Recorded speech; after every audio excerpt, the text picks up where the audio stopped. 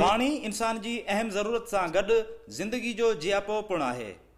जंहिंखां सवाइ ज़िंदा रहणु तमामु घणो मुश्किल आहे। थरपाक में सख़्त गर्मियुनि जी शुरूआत बाद जर जो पाणी ख़तम थी वेंदो आहे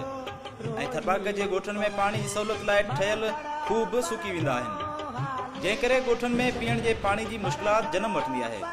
हिन वक़्तु बि थरपाक में शदीद गर्मी जी शुरूआत थी चुकी आहे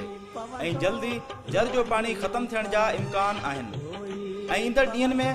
थरपाक जे मारू माण्हुनि खे पाणी जे बहिरान खे मुंहुं ॾियणो पवंदो त उते थरी माण्हुनि जी ज़िंदगी जे गुज़र सफ़र जो वाहिद ज़रियो चुपा माल पण पाणी बहिरान खे मुंहुं ॾींदो। नतीजे में मारू माण्हू वेतर परेशान थी वेंदा। ज़रूरत इन ॻाल्हि जी आहे त वफ़ाक़ तोड़े सिंध सरकार थरपाक जे ॻोठनि में पीअण जे पाणी जी सहूलियत मुमकिन बणाए त जीअं थरपाक जे माण्हुनि जी बुनियादी